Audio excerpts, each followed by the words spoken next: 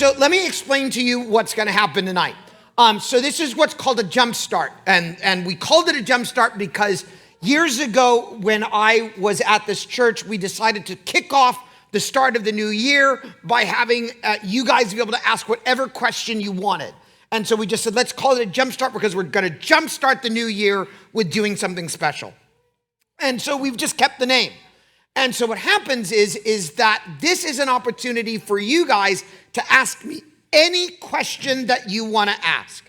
It could be about anything regarding the Bible. It could be about anything about me. It could be about anything about Genesis or anything that we've covered. It is your opportunity to grill me, fillet me, do whatever you want in order to try to get your questions answered so that you can understand what we believe is a logical faith, not just a made-up faith, okay?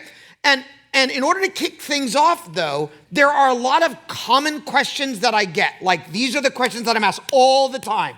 Everywhere I go, wherever I talk about Genesis, there's always these questions. And so since I've been asked them so often, I just already prepared the slides so that you guys can see the answers and then not worry about having to ask these questions because they've been asked 100 times already before you. And then I'm going to turn it over to you and let you guys ask questions. Now, if you do ask a bunch of questions, we'll just take as much time as we need to until about 9:30 or so, where we have to actually get kicked out and go home in order for me to answer all of your questions. But if you guys don't and you sit there and look at me like, duh, then there is something that we will talk about. Okay, I do have something prepared just in case you guys are like, I don't know. And then we're just sitting here like, that's not good. So I have something. If you don't want to ask questions, then you'll get to something. If you want to ask questions, then we'll ask as much questions as are to your heart's content. Okay, so let's start out with some of the common questions. And the biggest one, this is the number one question I get wherever I go and I talk about Genesis, it's this one: why aren't dinosaurs mentioned? Because dinosaurs are cool, right? You see these big honking skeletons and you saw the Triceratops. I don't know about you, but when I was a kid, I wished to God that I had a pet Triceratops. I thought that would have been awesome. Like have these huge spikes on his head, and I could just jump on his back and ride him around like a horse. That was like my dream, was to ride a Triceratops.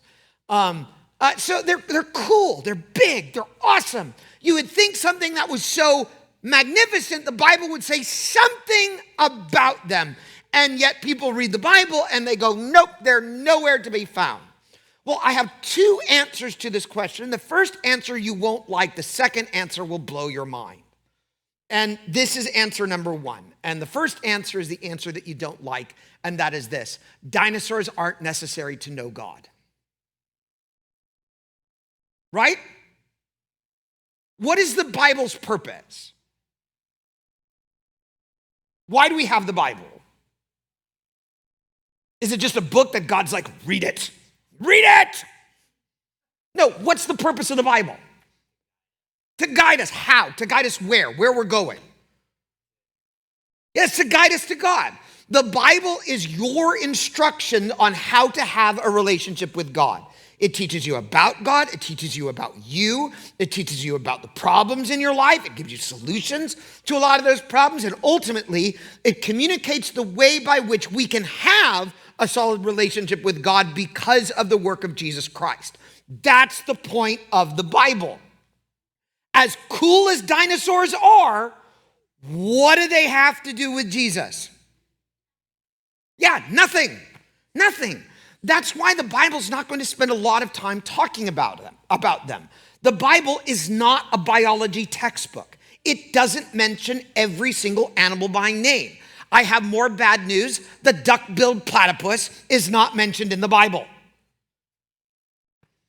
It's a cool animal. It's a mammal, but it lays eggs. Ooh. It's the only mammal that lays eggs.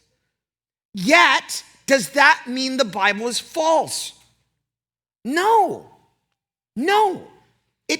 Because the duck-billed platypus has nothing to do with your relationship with God. It's just a cool animal.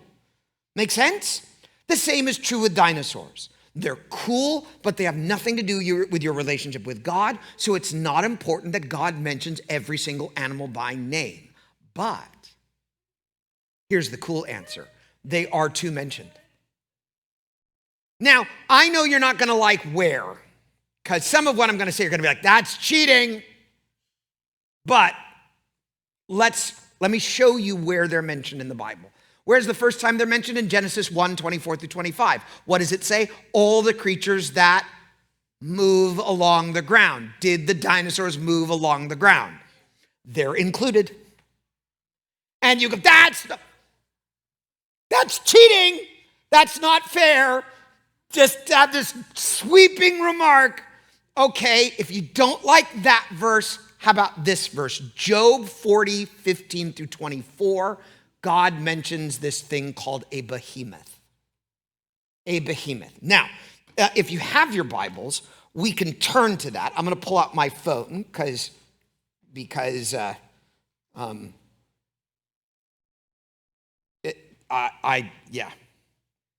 need my glasses too. I just realized that.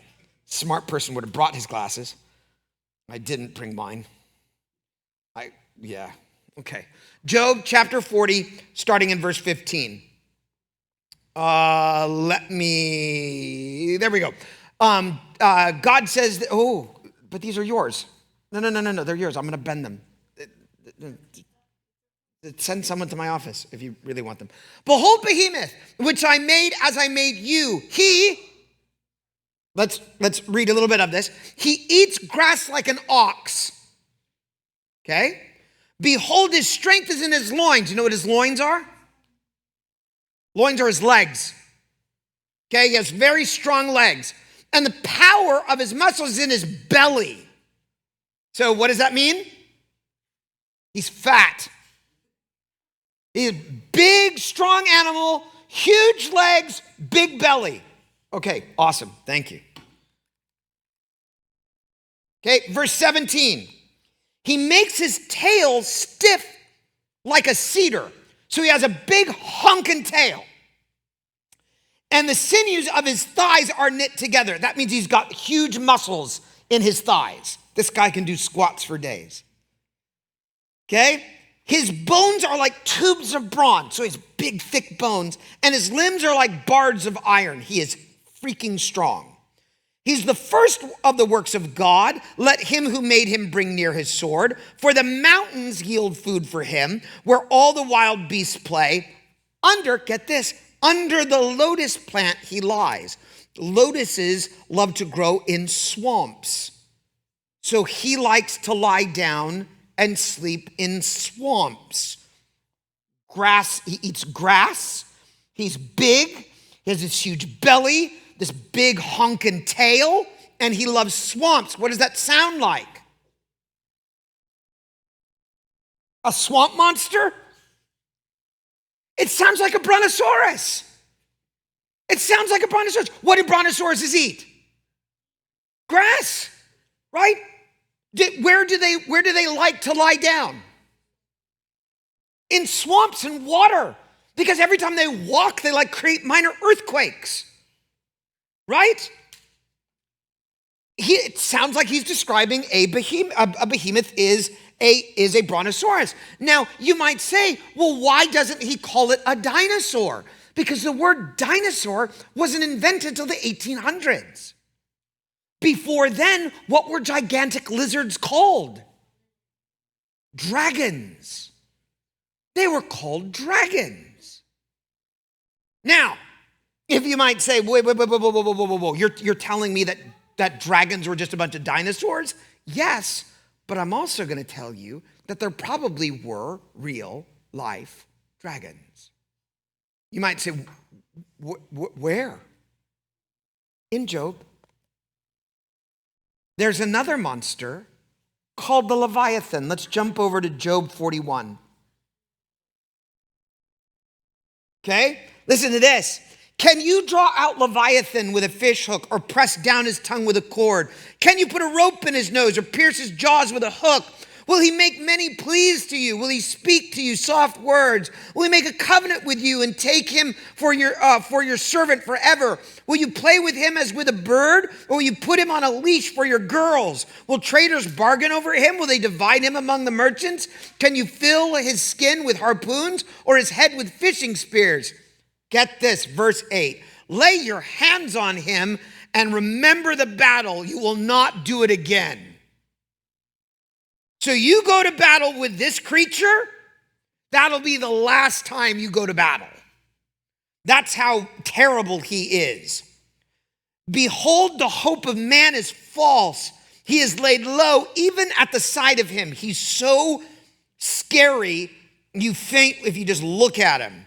No one is so fierce that he dares to stir him up. Who then is he who can stand before him, who has first given to me that I should repay him? Whatever is under the whole heaven is mine. Let's jump down to verse 14. Who can open the doors of his face? Around his teeth is terror. His back is made of rows of shields. So he's got these like things on his back that look like shield. We would call them today scales. Shut up closely as a seal. So they're so tightly together, they're waterproof. One is so near to another that no air can come between them. They are joined one to another. They clasp each other and cannot be separated. Have you ever heard like a dragon having scales so thick that no arrow or sword can pierce it? That's what it's talking about here. Get this, verse 18. You ready for this? He sneezes, flash forth light. Okay? His eyes are like the eyelids of the dawn. Verse 19, out of his mouth go flaming torches, sparks of fire leap forth. Out of his nostrils come forth smoke as from boiling pots and burning rushes. His breath kindles coals, and the flame comes forth from his mouth. What is that? That is a fire-breathing dragon. Now, most people, especially those who are interested in science, and I use air quotes for that because they're not. They look at that and go, no, see, that is myth. That right there cannot happen. There's no way you could have a fire-breathing dragon. Here's my response to them. Why not? Why not? In fact, it's totally logical to believe in fire-breathing dragons. And people go, no, Pastor Daniel, your cheese has fallen off your cracker. That's just impossible. No, it's not, and here's why. Most people don't realize the biology of lizards and snakes.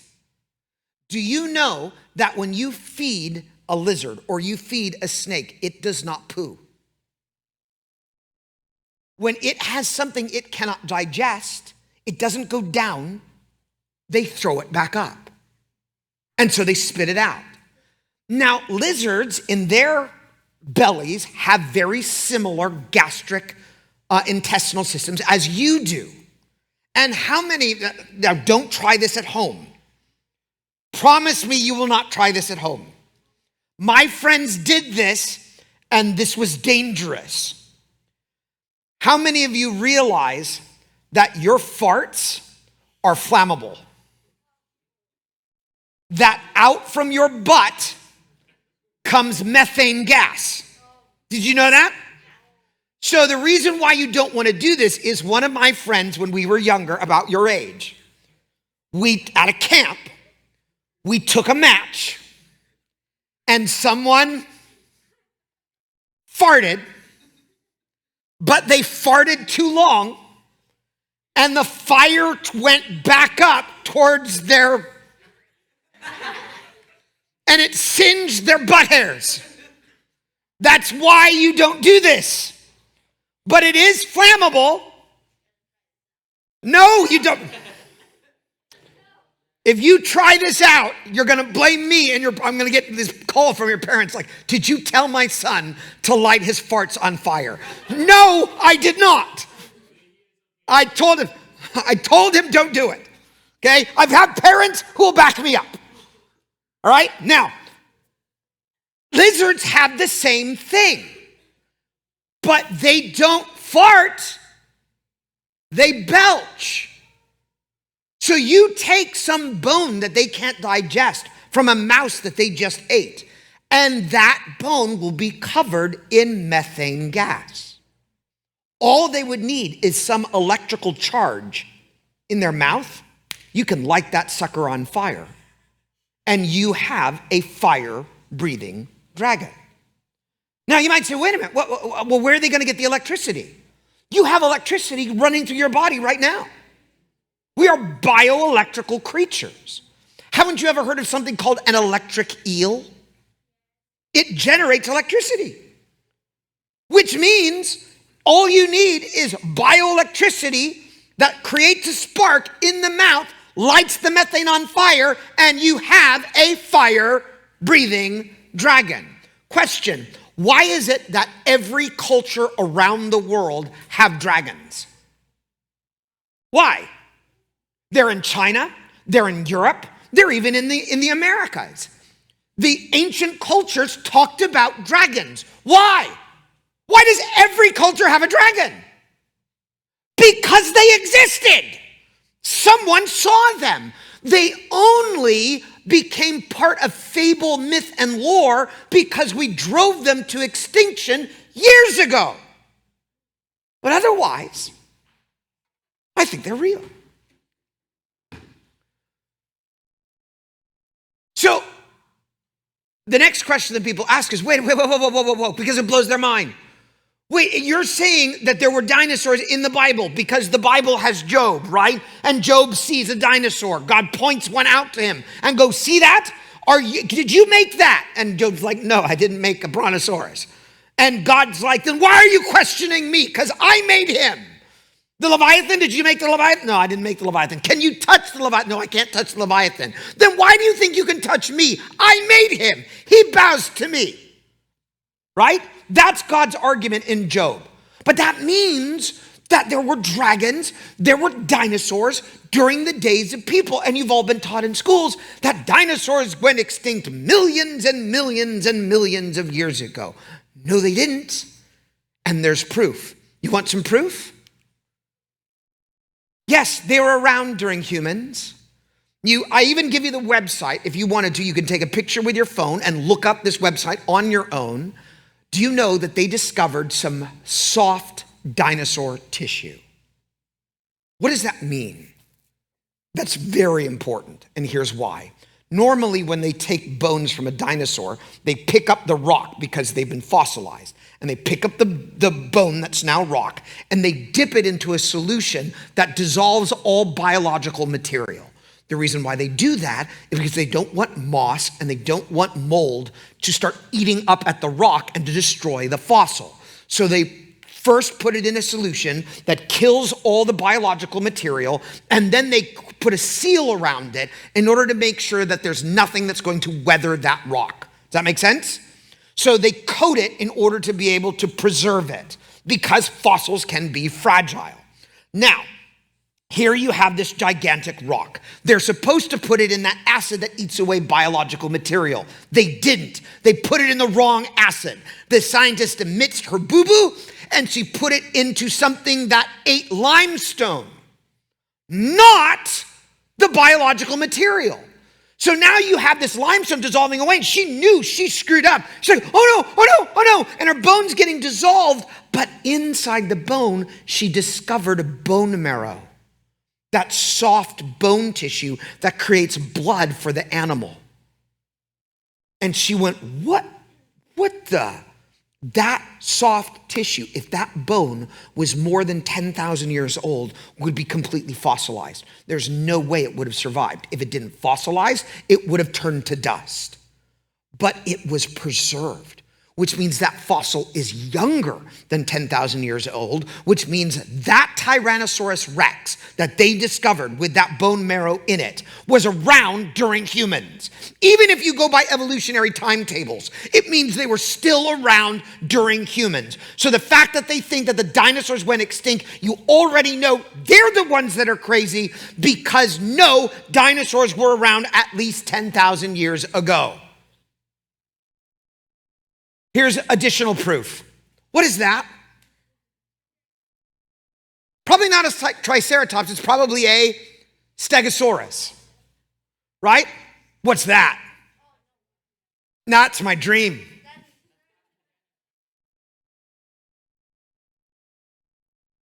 Notice the artwork in the very top right-hand corner. You see in the circle, they magnified it for you. What does that look like?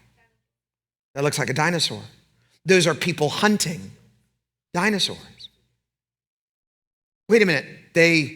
You had ancient Incas creating dinosaur artwork that looks like a stegosaurus. You have other artifacts that show people riding triceratops. Ancient blood artwork is pointing to them hunting dinosaurs. How would they know what to draw if they didn't see them? They didn't discover dinosaur bones and draw that. We didn't do that until years later. That's artwork pointing to humans existing with dinosaurs, even being eaten by a Tyrannosaurus Rex. Huh. But I thought they were extinct. No, they weren't. No, they weren't. So what happened to the dinosaurs? Where'd they go? Well, there are a couple possibilities because we don't know. The first is that the flood destroyed everything. So when you had all that water pour out, what did it wipe out? Most of the dinosaurs. That's why we have a whole bunch of fossils of dinosaurs. It was caused by the flood, right? Just 2 of everything that went on the ark survived. Then that means Noah brought dinosaurs onto the ark? Yeah, he did. Yes, he did, including dinosaurs. Then how could a boat hold a dinosaur? Well, let me ask you a question. You're Noah. God says to you, I want you to bring 2 of every different type of animal. And you go, okay, God, you mean those 2 big things over there? You want me to bring 2 of those? Yes, I want 2 of every type of animal. You have a choice to make. What are you going to do? Are you going to get the 2 gigantic adults and try to haul them onto the ark? Or are you going to get 2 maybe babies and bring those onto the ark? Because lizards, when they're babies, they're tiny. Do you know something about lizards? They never stop growing. They grow their entire lives. That's why crocodiles get really big. They live 90 years. Well, wait a minute. How big is a crocodile when it's born? They're like the size of a lizard. They're not very big at all. They just grow every year to become huge. Well, what if a lizard lives 900 years? How big is that lizard going to get? That's why you have dinosaurs. Now, the reason why I ask that question is because we first have to ask this question: how could a boat hold a dinosaur? Well, we need to know how big is a cubit. Why do we need to know that? Well, the reason why we need to know that is because the Bible tells us the measurements of the ark, but they measure the ark in cubits. It didn't say how many feet it was. It doesn't say how many yards it was. It doesn't tell us how many kilometers or meters it was. It doesn't give those measurements. Why? Because they didn't have those measurements. They had cubits. What was a cubit? The cubit was the average length of an adult Jew from its elbow to the tip of his finger. Now, the average Jew was about 5 feet, 5 inches tall. I would have made a good Jew. Still would make a good Jew. Okay? Which means you could take my size. I am 5 foot, 5 inches tall on a good day. And so you can take from my elbow to the tip of my finger, and that's about 1.5 feet.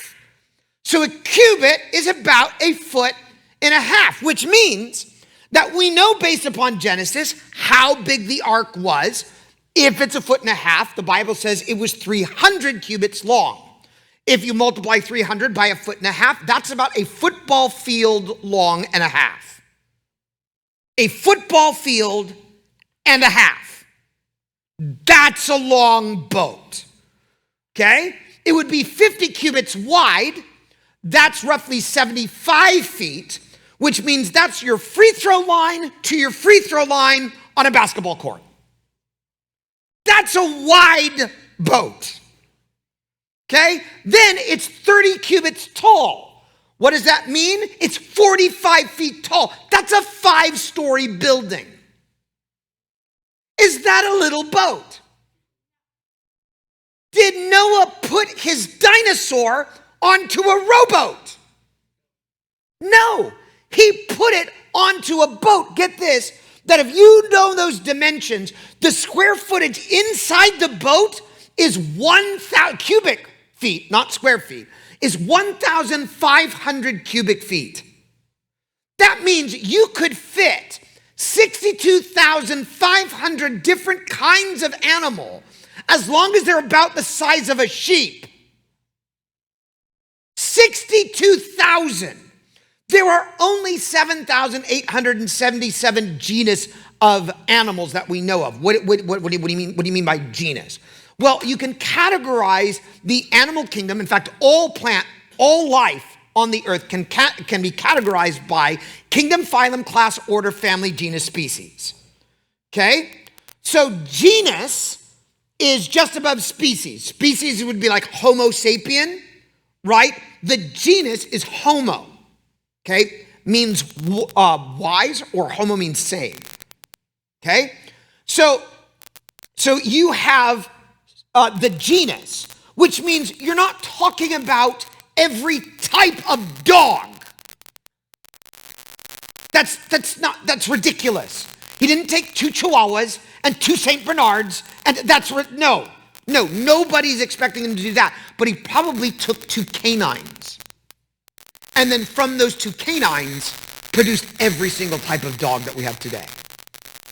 He didn't take every breed of horse, but he took 2 horses in which we got every breed of horse that we have today. That's what we're talking about. The genus of species. There's only about 7,877, yet he could fit 62,000 different types of animals about the size of a sheep on the ark.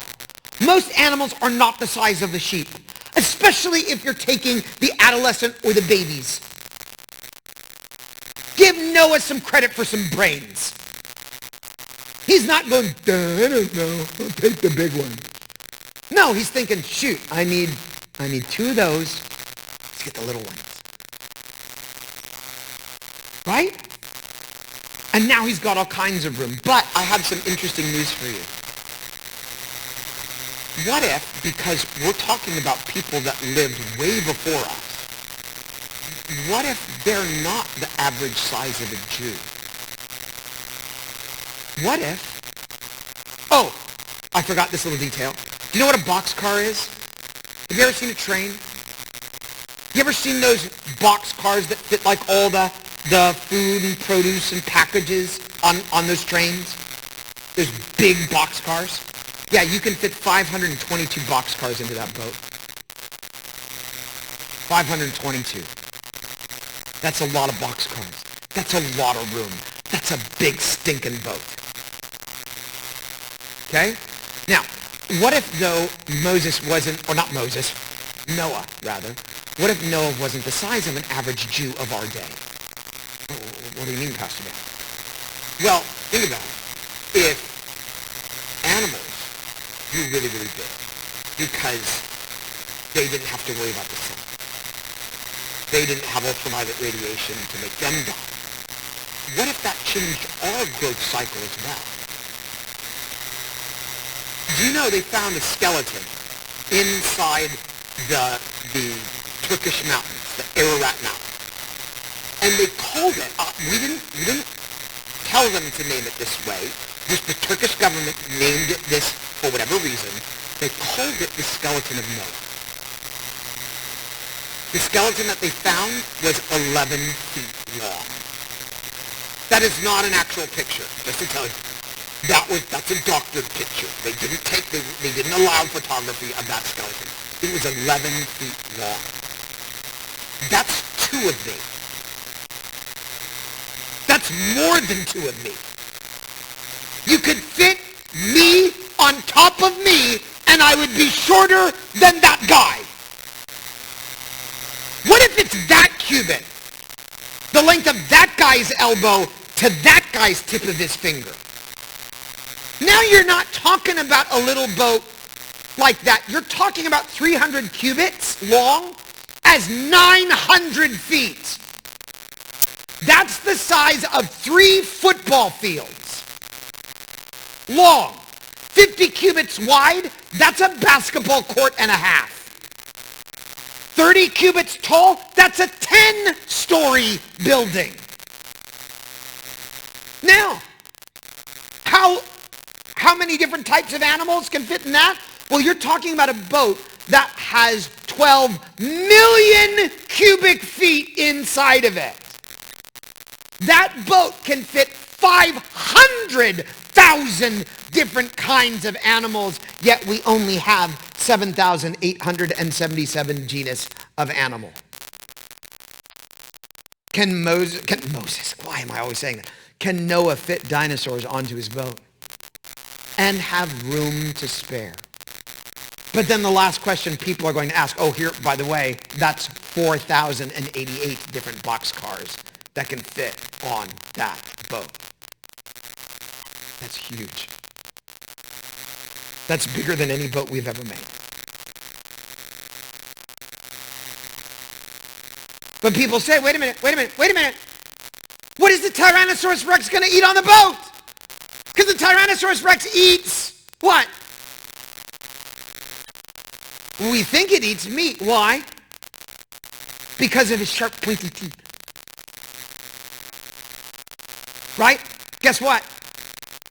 Do you know whether or not an animal eats meat based upon its sharp, pointy teeth? No, because if you looked at the teeth, you would think that camels were meat eaters. They're not. Camels are vegetarians. Do you know what they eat? Cactus. Do you know why they need sharp, pointy teeth? To grind up the cactus. Oh. So what did the dinosaurs eat? They were all vegetarians. Every animal was a vegetarian before the flood. So you didn't have to worry about animals eating other animals. They just ate the grass.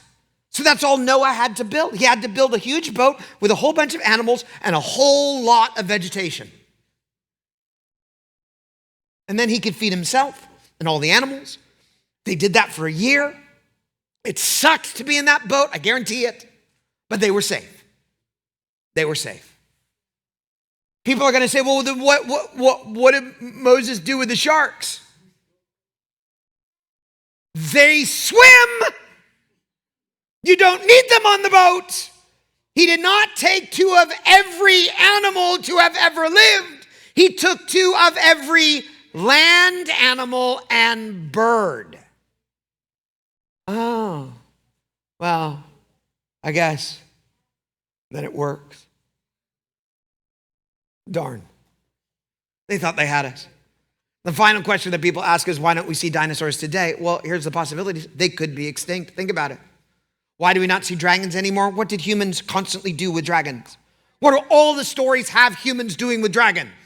You want to be a great knight, what do? You slay a dragon. So, you have tales of men proving their bravery by doing what?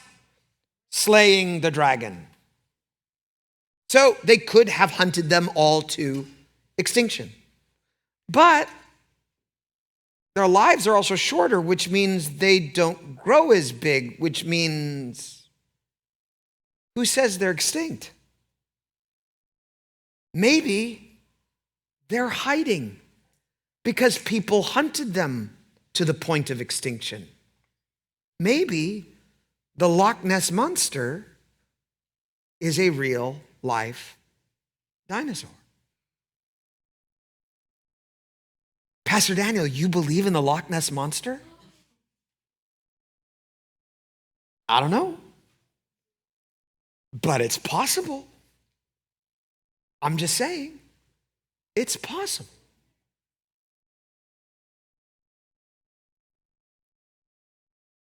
Last question that people always ask me is this.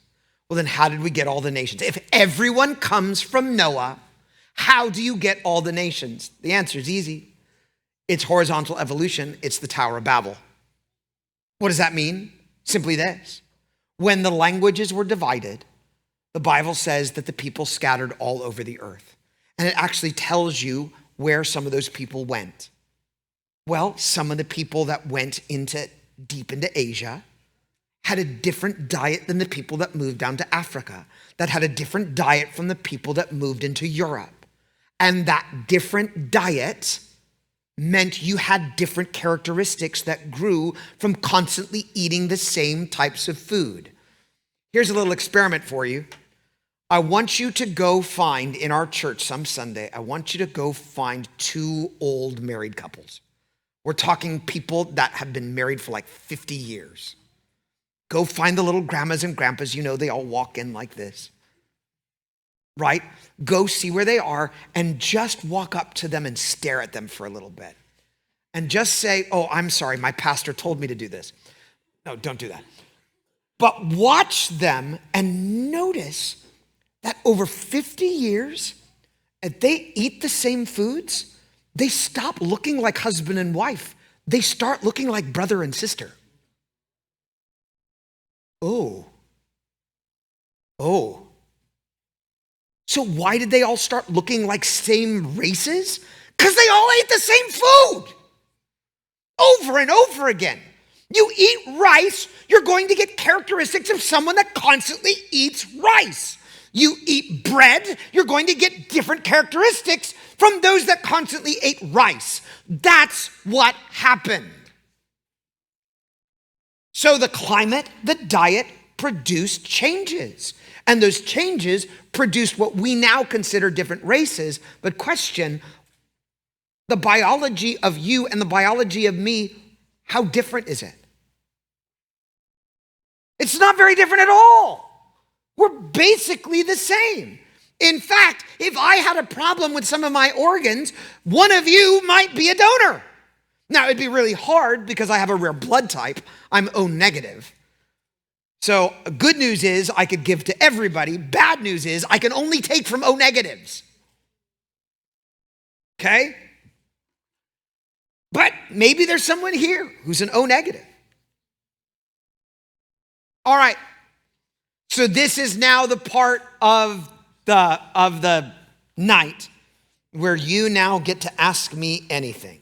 You can ask me anything about scripture. You can ask me anything about what I just talked about. You can ask me anything about evolution. You can ask me anything about my life. The floor is yours. Remember, I am going to be open about whatever it is, but I will only answer in like good taste. So if you asked a question that is, say, something for only my wife and I to know about in our relationship, I will simply politely say, that is between my wife and I. Okay?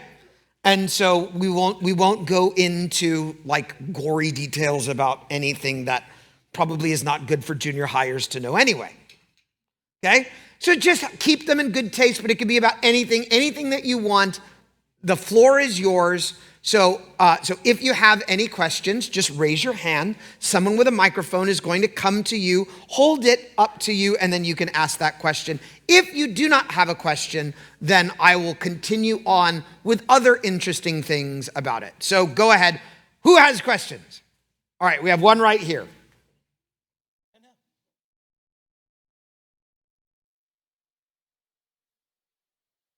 Okay, that's a very, very good question. The answer to what they ate is, unfortunately, I don't know, okay, because I wasn't a mosquito. And I wasn't on the ark. I'm not that old. I know I might look that old with the, gray hair in here, but I'm not. So what he asked, what were mosquitoes on the ark and what did they eat? The answer is no, the mosquitoes were not on the ark.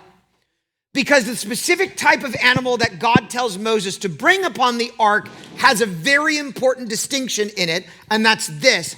They have to have the breath of life in its nostrils. So you have to breathe in through your nose and out your nose or your mouth. Question, how do insects breathe? Through their skin.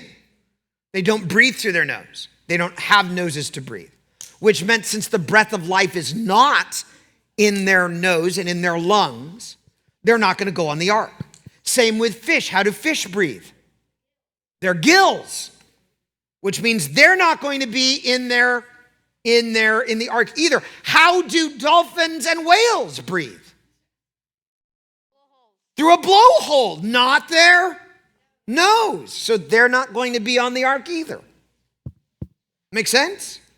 So God's directions actually are very, very clear, which meant mosquitoes, animals, when it rains a lot, they can bury themselves in mud and wait for it to stop and then emerge. So probably mosquitoes just buried themselves, waited out the year. Some of their larvae they ended up having in the mud. They thrive in that environment anyway, and then they hatched. And during the horizontal evolution, they stopped eating whatever it was that they were eating prior to the flood, and they started sucking human blood and driving me crazy because mosquitoes love me and I hate them. Okay, I saw a question over here. There was a girl that raised their hand. Someone go over there. Who had you had your hand up? Yeah, go ahead and ask your question, and then we'll work our way around. No worries. Go ahead. What's your question? If Eve didn't eat the apple and fruit, would Jesus have to die on the cross for us? That's a really great question. The question is, if you didn't hear it, if Eve didn't eat the fruit, would Jesus still have come to die on the cross for us? The answer is probably yes. We don't know for sure because Eve did eat the fruit, and it's really hard to do what-if questions. And I'll share with you something I share with my family quite a bit because they ask me that, well, what if? And I always then respond by saying, well, what if a meteor comes and strikes this planet and we all die? And then they look at me like, why are you saying that? Because my response is, we don't deal with what-ifs, we only deal with what is. Okay? So I can't answer all the what-if questions for sure.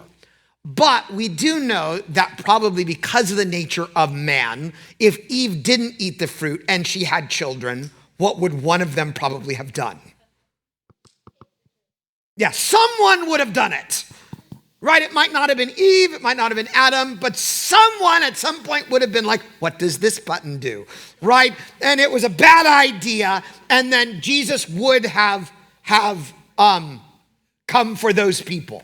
But here's the issue, and this is why I think Eve did eat it and why God was okay with the first people messing up as royally as they did. And that is, it would have created a society where you had some people that entered heaven by merit and other people enter by grace. Well, would that be a good society? Some perfect, others not. And so God, I think, in his mercy, realized if humans are going to screw up, and they will, it's probably better for all of them to have the same issue, that they all screw up and they all need to come to me by grace. So would Jesus have died? Most likely, yes. But fortunately, we live in the world where he did die for all, and that all have to come to Jesus the exact same way. I need to come to Jesus by grace through faith. You need to come to Jesus by grace through faith. None of us can earn heaven. So that way, I'm not better than you, you're not better than me. No one can boast of our own righteousness. We can only boast in the righteousness of Jesus Christ. That's a really good question. Thank you for asking that.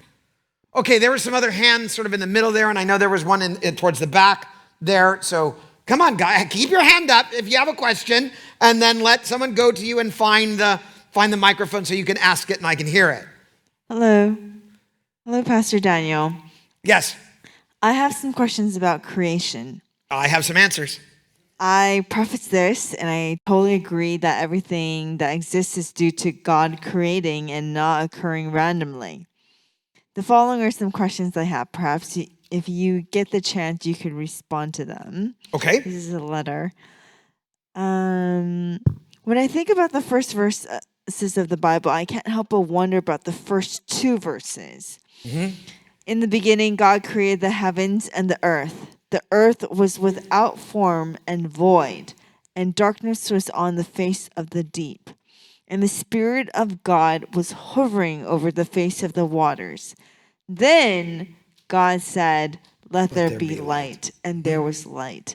And God saw the light, that it was good, and God divided the light from the darkness. God called the light day, and the darkness he called night. So the evening and the morning were the first day.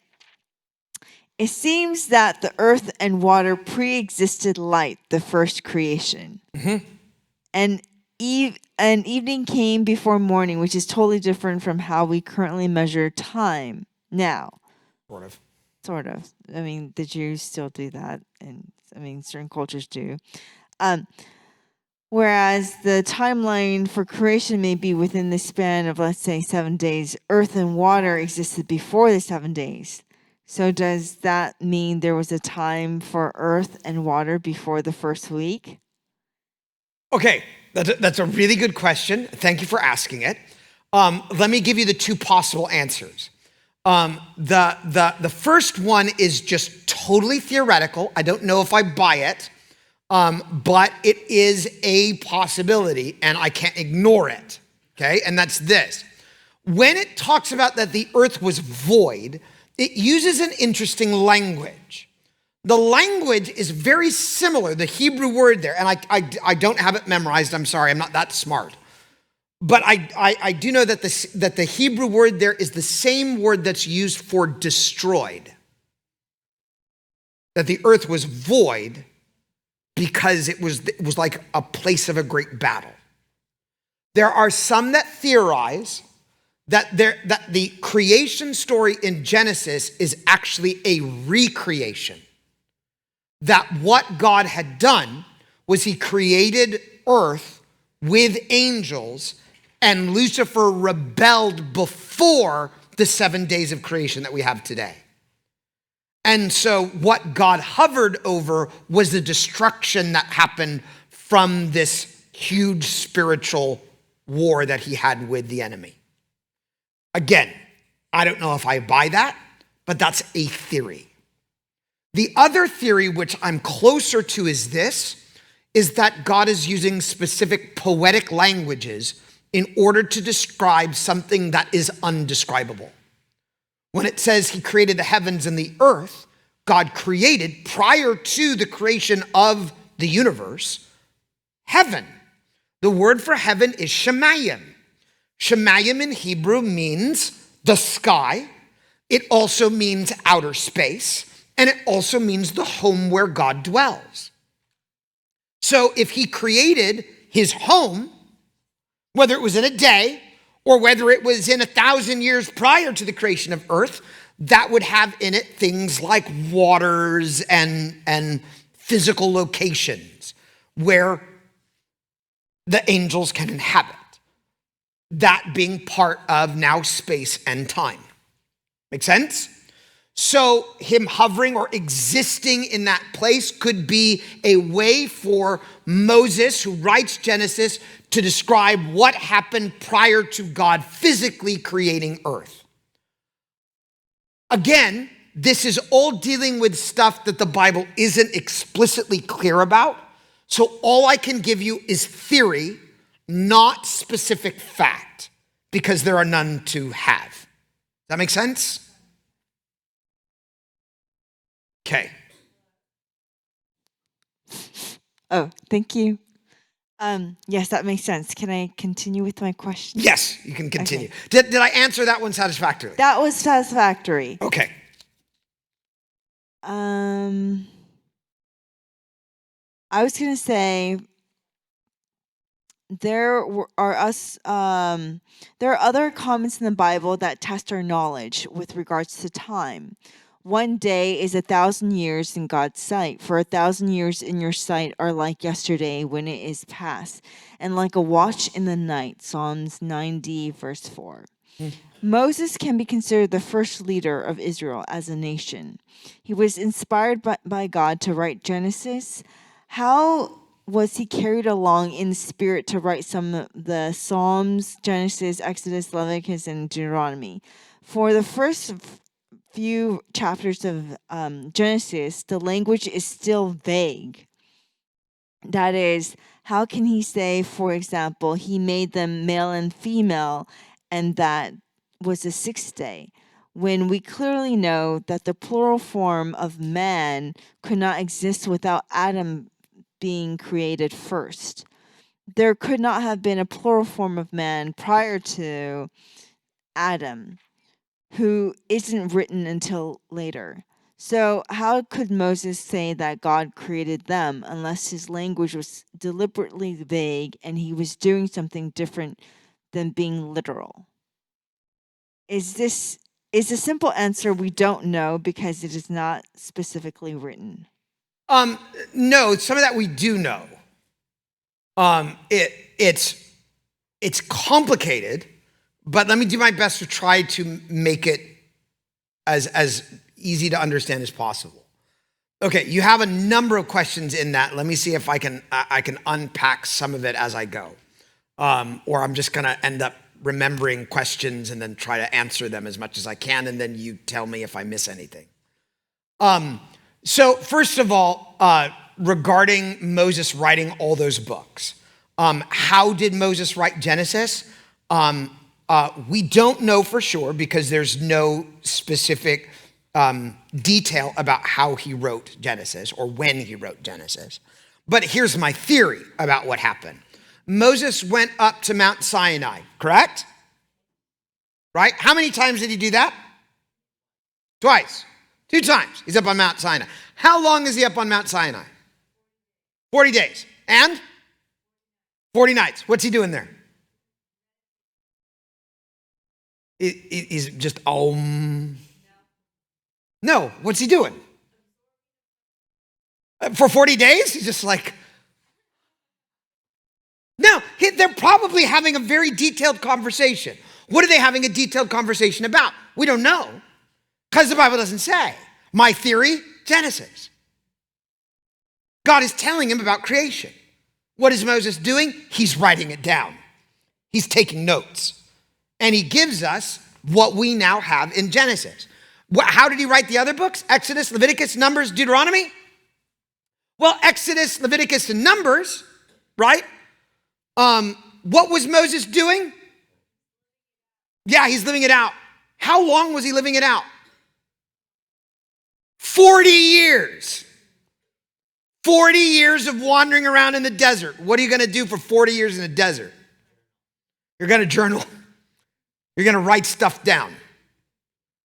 And what did he do? He wrote it down. And what did other people do? Or what did Moses do? He took the best stuff of his journals and he compiled it into what we now have as Genesis, Exodus, Leviticus, and Numbers. What about Deuteronomy? I don't think Moses wrote Deuteronomy. I think he spoke Deuteronomy. I think it was a sermon. And someone else wrote it down. Who's the best person to write down Moses' sermon? Joshua. So Joshua writes down Moses' sermon because at the end of Deuteronomy, guess what? Moses died. Did Moses write his death before he did it? Possible, not bloody likely. Okay, so probably Joshua writes Deuteronomy and he functions as what we call an amanuensis. Okay, so that's the question of how. How does it get written? Now the time question. A day is but 1,000 years and 1,000 years is but a day. That language is not saying that time is different from God. That language is communicating that God is not bound by time. What does that mean? Simply this: God is outside of time. Why? Because he created time. He can't be in the creation, right? Think about it. Who made this? This is an iPhone. Who made this? Apple. Did Apple put a person inside to push all the right buttons? No, the creator isn't in his creation. Okay? Now, the difference is that God can be in his creation. Steve Jobs cannot be in my phone. Okay? God, though, transcends his creation, which means he is above it, he is beyond it, which means all of time for God is present. Genesis is still present as much as Revelation is present, as much as today is present. 1,000 years is a day to God. A day is 1,000 years. Reminds me of a very silly joke. Do you want to hear a very silly joke to sort of change things up a little bit? So there is a guy, and he in the spirit goes up into heaven, and he gets to ask God whatever he wants. St. Peter says, you can ask God anything you want during your short time here. And the first question the man asked was, God, how long is 1,000,000 years to you? And God says, it's like a second. He goes, oh, wow. God, how much is $1 billion to you? And God says, it's like a penny. So the guy says, God, can I have a penny? And God said, sure, just a second. These jokes don't get any better, folks. Better laugh while you can. Okay? So that's the time question. Now, the other question regarding specifically the men and the women, that is because Genesis 1 is poetry. And it's not specific poetry describing every action that God is taking. It is at that point what we would call categoric poetry. So when it says that God made men, men is plural, you are right, but it's the equivalent of Moses saying God made mankind. Male and female, he made mankind. That's the language that Moses is trying to convey by using the plural. That make sense? Okay, well, one more and then we need to share. Hello. Okay, thank you. Okay, my other question was, is with regards to the snake, the serpent. The serpent, yes. The serpent was a legged creature. Yes. Was it possessed by the devil, or was it a carnation of the devil? That is a great question. And the answer to that one is, unfortunately, we don't know. From the clues that we have, it was most likely willfully possessed. What does that mean? It means that probably there were other snakes, and those other snakes had some form of intelligence, because Eve didn't look at the snake and go, oh my gosh, a talking snake. She just went, oh, I'm having a conversation with a snake. That's like a Tuesday, right? So probably there was some intelligence in snakes, whatever Satan actually took control of, and Satan took control of that being, which is why you have all of snakes cursed with the removal of their legs. Make sense? If he just embodied a snake, like he incarnated a snake, it would make no sense for God to punish all the other snakes that had no participation in this. Okay? So thank you so much for those questions. If you have another questions after some others have had a chance to ask me, then we'll come back to you. But otherwise, let's let some other people ask some questions. So what other questions do you have? Yeah, we have a hand right over here.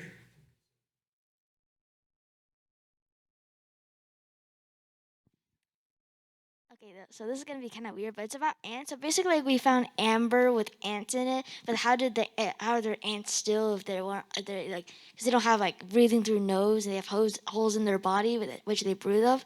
So how is there ants now? Because the ants don't actually have noses. And they were on the art.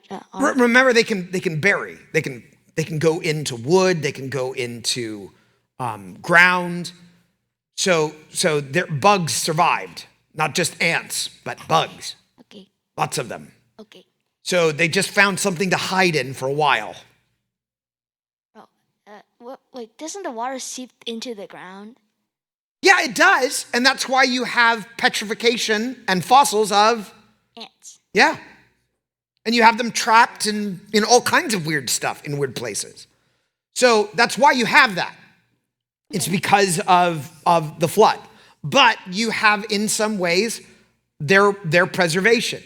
Water could seep in, but the water didn't stay on flooding the entire earth for years and years and years. In fact, Moses was only on the ark, I think, for a little more than a year. Make sense?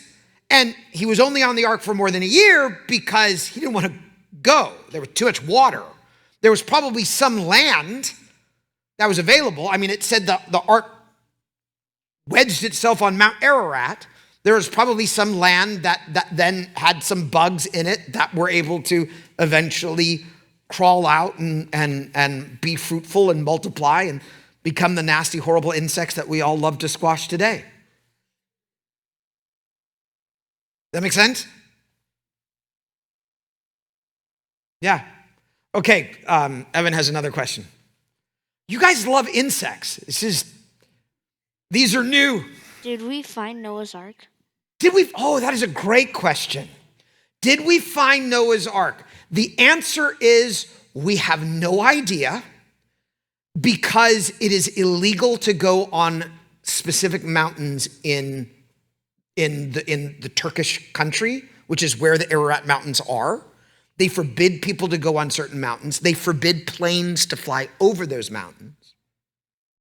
So they won't let us know what's up there. But there have been people that swear they have seen something that resembled a petrified boat. And you might say, wait, how did the boat get petrified? Well, what did Noah put on the inside of the boat in order to prevent water from leaking in?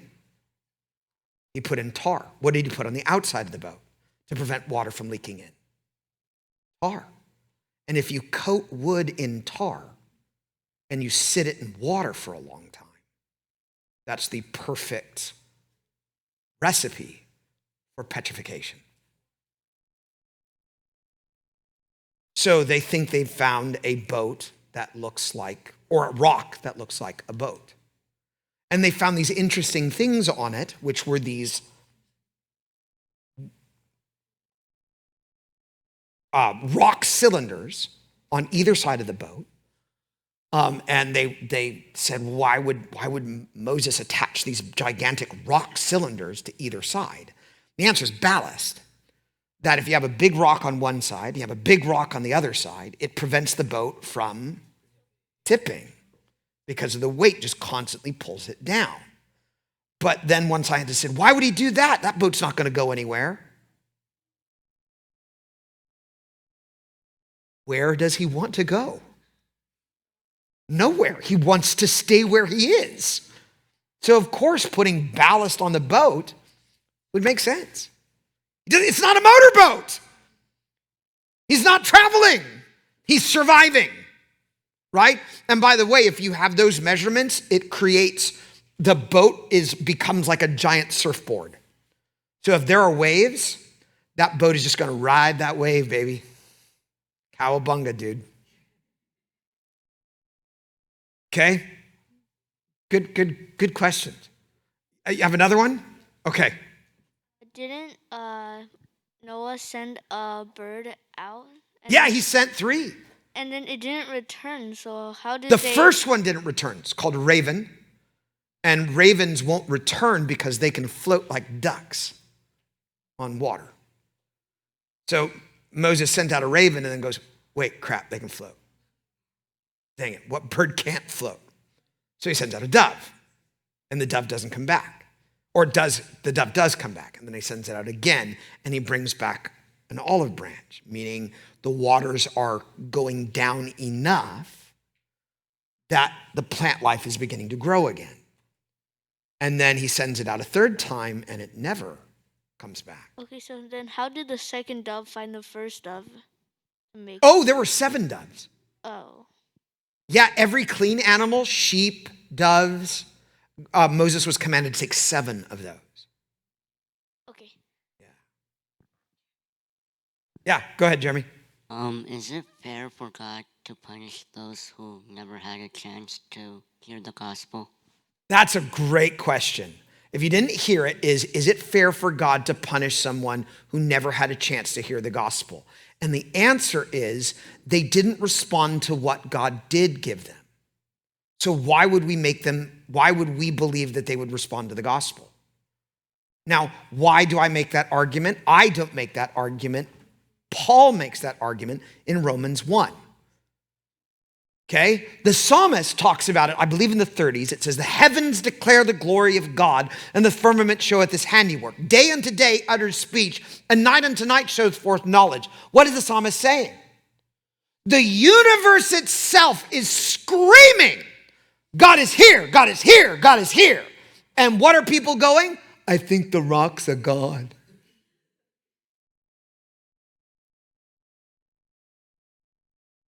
Okay, if you think a rock is a god, why would we ever believe someone, the moment they hear of Jesus, they go, oh, I was wrong, I believe.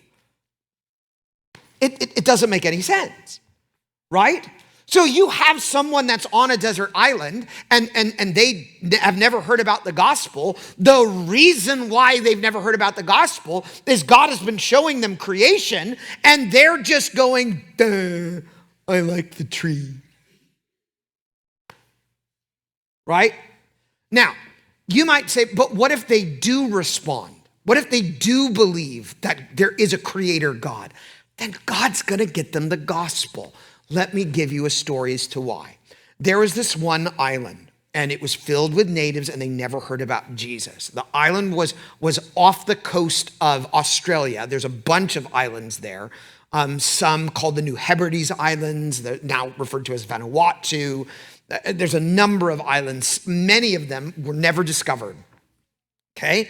There was this one island that was in those groups of islands. It was inhabited by people, and these people believed much as other natives on islands did. They believed in witch doctors and witchcraft and magic and black magic and all that stuff. They believed in spirits. They believed that the spirits warred with one another, and they had no love for God. Well, there was one of them, a man, who went out on a fishing trip, and as he was fishing on a boat in the middle of the ocean, a storm came through and blew him away from his island, blew him to another island that was gorgeous. It was not touched by human hands yet.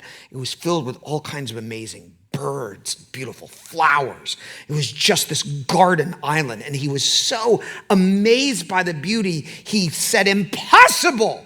It is impossible that warring spirits could create such majesty. There must be a creator God. There has to be a creator God. And so he then said, God, I don't know who you are, but I want to know you. Can you send someone who knows you to tell me who you are? He was able to eventually navigate back to his island, and he shared with his friends and with his family. And he even brought some of them to the island that they discovered, and they agreed with him. There has to be a creator God. There has to be a creator God. Well, the next thing we know, within months, there was a missionary that was going to Japan, and he got caught in a storm. Guess where he landed? On this island, filled with these people who are now saying, we believe in a creator God, but we don't know who he is. And the missionary gets out, and what is one of the first things that he says? Oh, you shouldn't worship rocks and stones and birds and trees. You should worship the creator God. And that island said to him, we already know who the creator God is. We just don't know about him. Do you know about him? And he said, boy, do I ever. And he proceeded to convert almost the entire island overnight. Why? Because they responded to the message that God had already sent them to creation. There are tons of stories like that. In fact, the missionary organization that I used to work for called Child Evangelism Fellowship has a whole missionary story called Send Someone to Tell Me. And it's a story of a little boy who is in that exact position. He didn't want to believe what his family believed. He didn't want to believe in spirits and witchcraft and witch doctors and the like. And he wanted to believe in a creator God, and he prayed for more than a year that God would send someone to tell him about this God that he knew had to exist. and God sent someone. So the reality is, if we reach out to God, what will God do? Guaranteed, he will reach back. But if we never see God reach out to us, what is probably the reason? We never sought him. And God will never impose himself on us. He doesn't force himself on us. He won't do it. He lets us choose. And if we're never going to choose him, he's going to let us choose an eternity without him.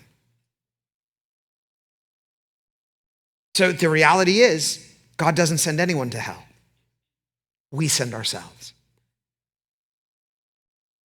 And that caused C.S. Lewis to posit that if the gates of hell are locked, they're not locked from the outside. They're locked from the inside. Those are people that don't ever want to know God. And so they'll stay in their eternity away from him because they'll choose it. Yeah, Daniel, let's give some other, I know you have some great questions. Let's give some other people though a chance. Daniel? To the Garden of Eden. What happened to the Garden of Eden?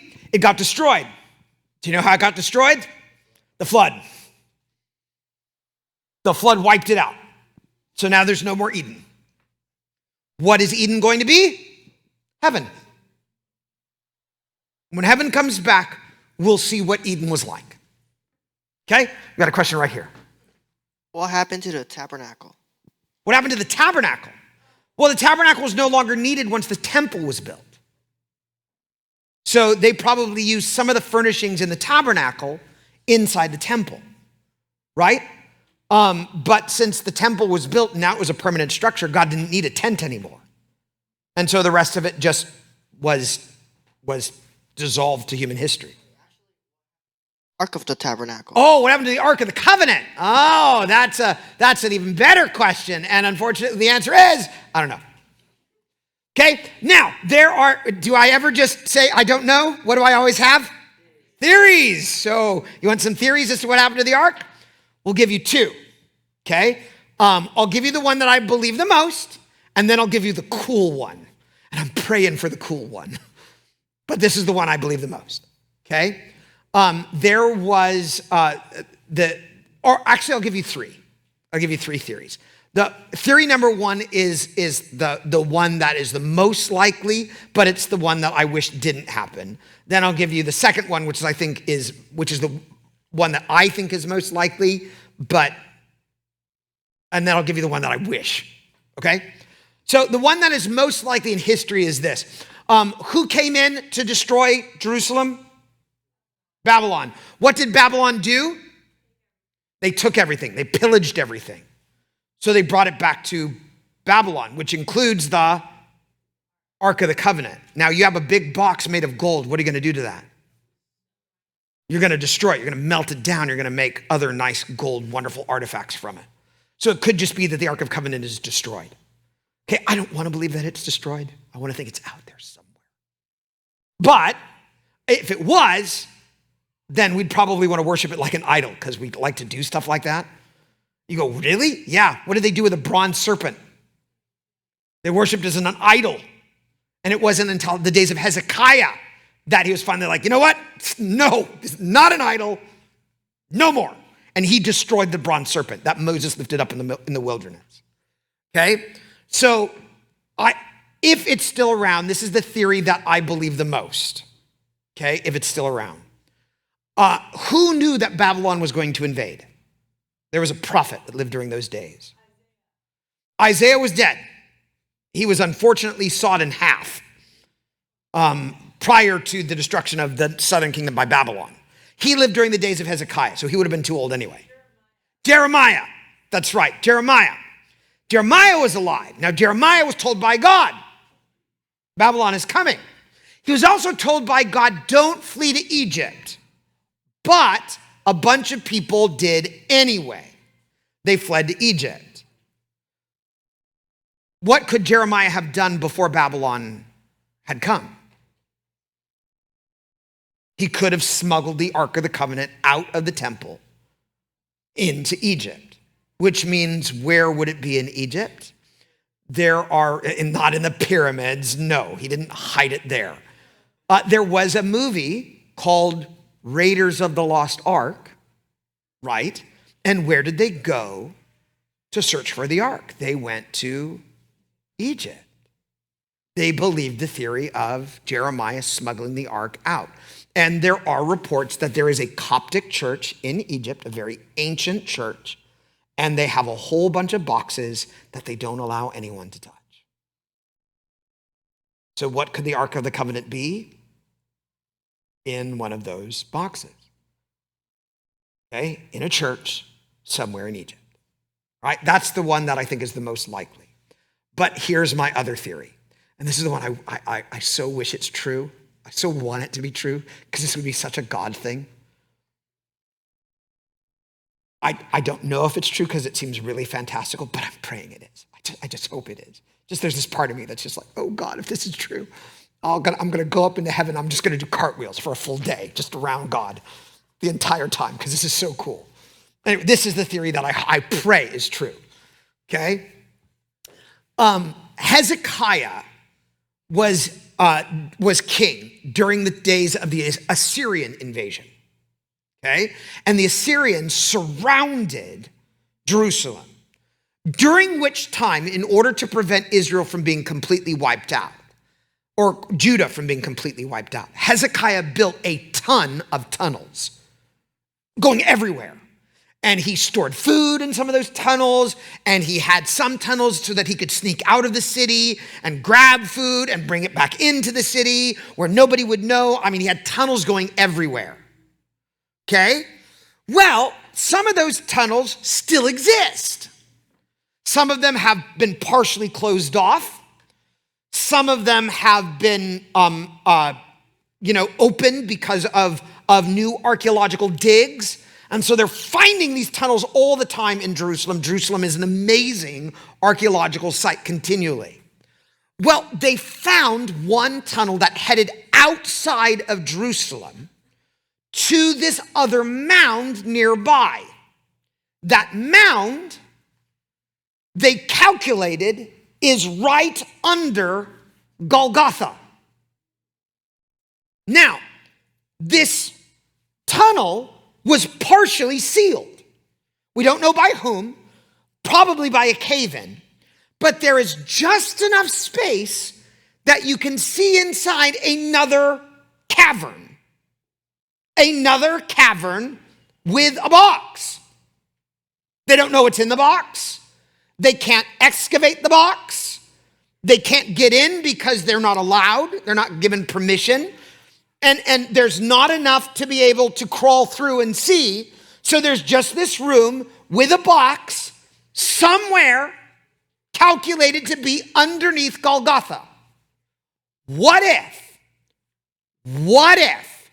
when Jesus died on the cross, his blood seeped through the cracks of Golgotha down into whatever is in that box? And what if in that box is the Ark of the Covenant and the blood of Jesus Christ hit the mercy seat on top of the ark, connecting both Old Testament and New Testament for the once and for all forgiveness of sins?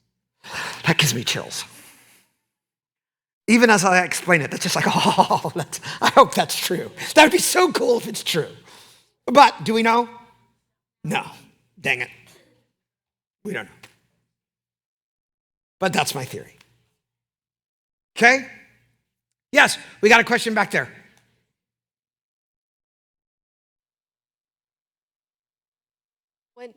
When Jesus comes back as king and locks the devil and the beast in the bottomless pit and establishes the 1,000-year reign. Just the devil, not the beast. The beast goes to hell. Okay. He's the first person in hell. Well, lake of fire. Anyway, go ahead. Are the people left on earth just those who are resurrected, or is it? Ooh, that's a great question. Else? Yeah, and there's a big problem, and the big problem is Revelation. The word for revelation, you're gonna, if you ever come when I preach at church through Revelation, you're gonna go through all of this and all the problems with Revelation. What does the word revelation mean? The word in Greek is apokalypto, which means to reveal. we get our word apocalypse from that Greek word apokalypto, okay? But apokalypto also doesn't just mean to reveal, it also means a vision or a dream. Guess what John had? A dream. Did I have the dream? No. Did you have the dream? No. What did John do with his dream? He wrote it down. But he's seeing things that we can't possibly understand because he's trying in his first century mind to write something down. And we're looking at his imagery and going, what the heck is that? Also, the problem is you have these flashes of dreams, right? And have you ever tried to write down one of your dreams? You're just like scrambling, like, and then this happened, and then this happened, and what was that? What was that? What was that? Oh, yeah. And you're trying, and it is disjointed and disconnected and disheveled, and it's just like a nightmare. It is a nightmare. You have in the book of Revelation Greek grammatical errors. They're in the book because he's trying to write down what he's seeing, and he just can't get his stupid pen to write fast enough. So we get to this time period where he's talking about the end. You have the Battle of Armageddon. You have Jesus taking the beast and the false prophet, and he throws them into the lake of fire first. And you have Satan, and he's bound up by Michael and cast into a bottomless pit. The word for the bottomless pit is abusan, means the abyss. We get our word abyss from that word. It is also referred to in the New Testament as Tartarosa. We get the word Tartarus, which is actually a living pit in Greek mythology. Okay? So he's cast there for 1,000 years. But who's surviving? Well, you have the people that fought in Armageddon, right? Are those all the people on the planet? Probably not. Which means you have survivors.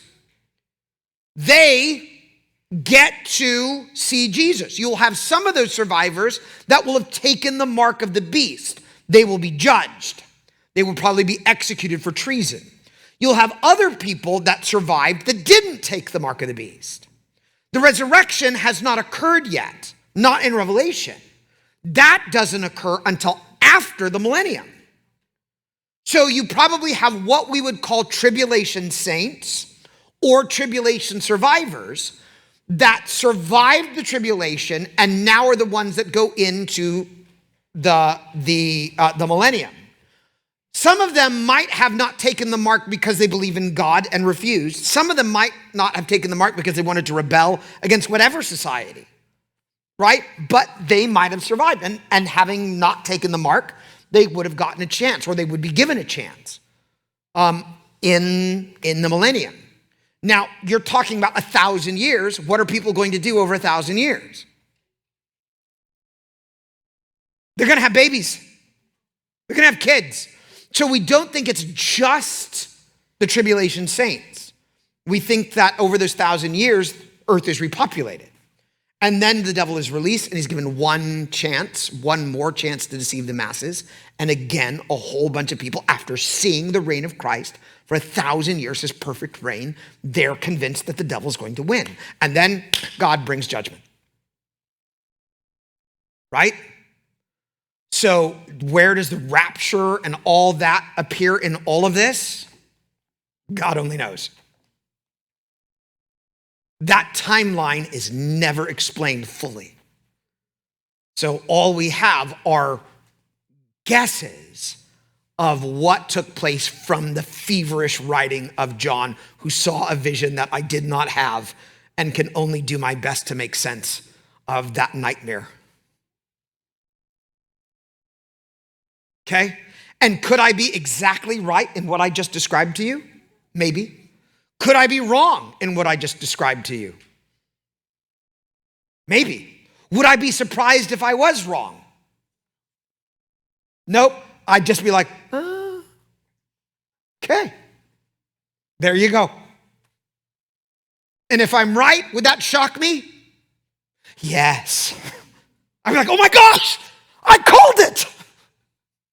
Brownie button. Right? So I can only do my best at trying to make sense of that. And I please understand that I'm doing my best. Okay? Great question. Are there any others? We have maybe time for one more. One, Evan. What is the mark of the beast? What is the mark of the beast? It's the vaccine that you got. No, I'm kidding. I'm kidding. Kidding. I'm kidding. It's a joke. Don't flag this for vaccine misinformation. It's a joke. Okay? All right. The mark of the beast is the number 666. That is not the number of the devil. That's the number of man. What Satan does with that is he twists and perverts man in order to make man believe that he can be a god. And so it's a perversion. Now, is it a physical mark? Possibly. It also, and this is what it definitely is, it also is an ideology. What do we mean by that? Well, what we just went through with COVID shows us exactly what an ideology could do. Do you know what happened to people that didn't wear masks? They were shunned. You had people calling the cops on them, on their own family members, for not wearing masks outside. It was ridiculous.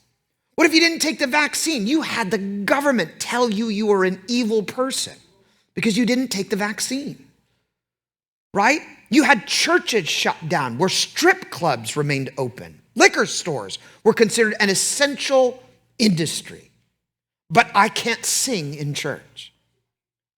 There was a whole ideology that was built around this COVID stuff that shows us not that it was the mark of the beast, but shows us how an ideology can control people. And that there will be a point in time where if you don't believe as the powers want you to believe, if you don't act as if the powers want you to act, they will shut off your business. They will not allow you to buy or sell. They will remove you. You will become a non-person. And they will come after you. They will come after you with a vengeance.